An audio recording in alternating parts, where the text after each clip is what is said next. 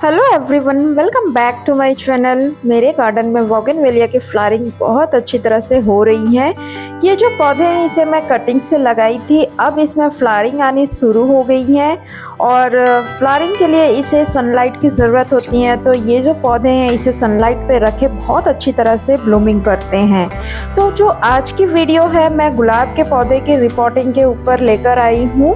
तो जो ये पौधा है इसे मैं खरीदी नहीं हूँ, ये मेरी जो फ्रेंड है उसके एनिवर्सरी पार्टी पे गए थे तो उसने रिटर्न गिफ्ट मिले हैं, काफ़ी सारे वहाँ प्लांट्स थे तो उसमें से मैं रोज़ की प्लांट लेकर आई हूँ। तो ये काफ़ी समय से रखा हुआ भी है तो मैं इसे आज रिपोर्ट करने जा रही हूँ।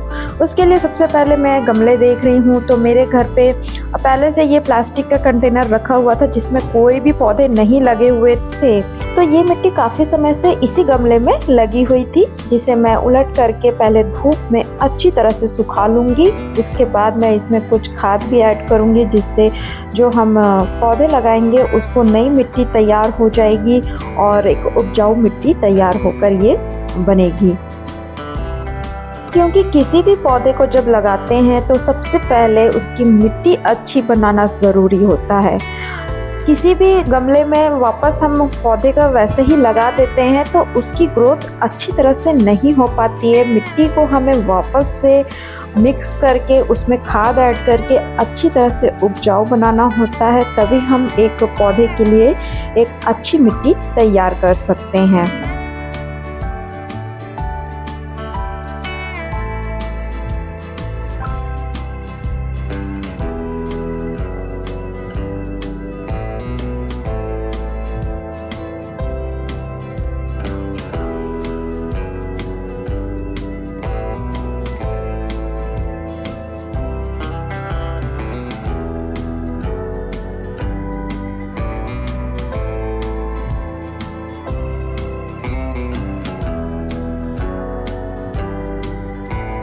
धूप में अच्छी तरह से मिट्टी को सुखा लेने के बाद मैं रिपोर्टिंग शाम को कर रही हूँ, क्योंकि किसी भी पौधे को रिपोर्टिंग करें तो शाम के समय करें और अभी तो गर्मियों का समय चल रहा है तो और भी ज़्यादा अच्छा है कि शाम के समय हमें कोई भी पौधा लगाना ज़्यादा बेटर होता है। मिट्टी पे कोई फंगस ना लगे इसलिए फंजीसाइड पाउडर डाल रही हूँ। इसमें नीम खली या फिर हल्दी पाउडर डाल सकते हैं जिससे मिट्टी में फंगस ना लगे, क्योंकि ये मिट्टी पहले से मेरे पास रखी हुई थी और मैं अभी नए मिट्टी कहीं से नहीं लाई हूँ।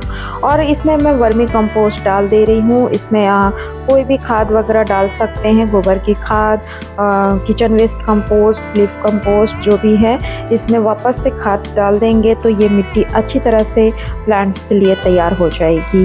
तो इसको डालने के बाद मैं इसे अच्छी तरह से मिक्स कर लेने के बाद इसको एक नई मिट्टी तैयार हो गई है ये पौधे के लिए। और इसमें मैं कुछ ज़्यादा ऐड नहीं कर रही हूँ क्योंकि ये मिट्टी में पहले से ही वेल ड्रेन मिट्टी थी। बस मैं इसमें खाद ऐड कर रही हूँ क्योंकि ये गमले में पहले से रखी हुई मिट्टी थी तो इसमें कोई खाद वगैरह भी नया ऐड नहीं हुआ था। बाकी इसमें सैंड वगैरह पहले से ऐड है तो वो सब मैं अभी कुछ भी ऐड नहीं कर रही हूँ, सिर्फ फंजीसाइड पाउडर और इसमें मैं वर्मी कंपोस्ट डालकर इस मिट्टी को वापस से नया तैयार कर ले रही हूँ।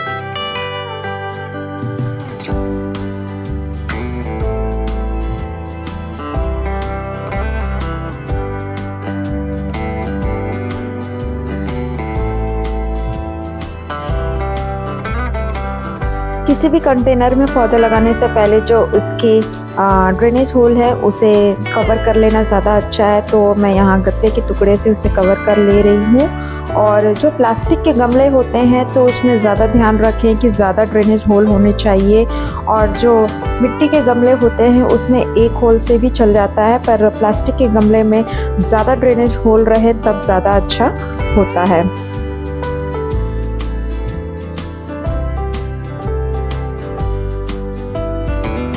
किसी पौधे को नर्सरी से लेकर आते हैं जैसे रोज़ प्लांट, हिबिस्कस प्लांट, इसमें नेट बास्केट लगे होते हैं तो उसे ज़रूर चेक कर लें। नेट बास्केट को कट करके निकाल लें। ध्यान रखें कि रूट बॉल डिस्टर्ब ना हो।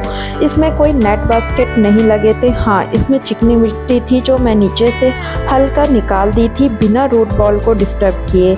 और ज़्यादा चिकनी मिट्टी होती है, नेट बास्केट भी लगा होता है तो ज़्यादा अच्छा है कि उसे बकेट में आप कुछ समय तक पानी में डुबा कर कर रखिए, जिससे उसकी जो मिट्टी है अच्छी तरह से निकल जाएगी, रूट बॉल भी डिस्टर्ब नहीं होगी और आप इजीली उसका नेट बास्केट भी निकाल सकते हैं। उसके बाद मैं इसमें वाटरिंग कर दी थी।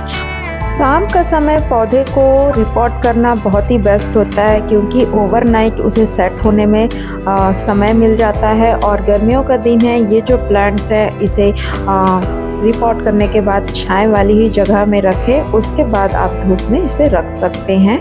और बाकी मेरे कुछ और भी गुलाब के पौधे थे जिसमें कलियाँ आनी शुरू हो गई हैं और बहुत प्यारे लगते हैं ये वाले भी फ्लावर्स जब खिलते हैं तो। और मुझे ये वाले जो कलर है बहुत अच्छा लगता है, ये रोज़ में भी फ्लावरिंग आ ही रही हैं। और इसमें जितना हम अगर इसे प्रूनिंग करते हैं, पुराने इसके जो फूल है उसे कट करके अलग कर देते हैं, तब इसमें नए पत्तियां आती हैं और कलियां भी आने लगती हैं। तो ये थी मेरे आज की गुलाब के पौधे की रिपोर्टिंग। केले के छिलकों को इस तरह से मैं मिट्टी में डाल देती हूँ और ये सूख भी जाते हैं, और इसकी पाउडर बनाकर भी डाल सकते हैं, तो ये पौधे में बहुत अच्छी तरह से वर्क करता है।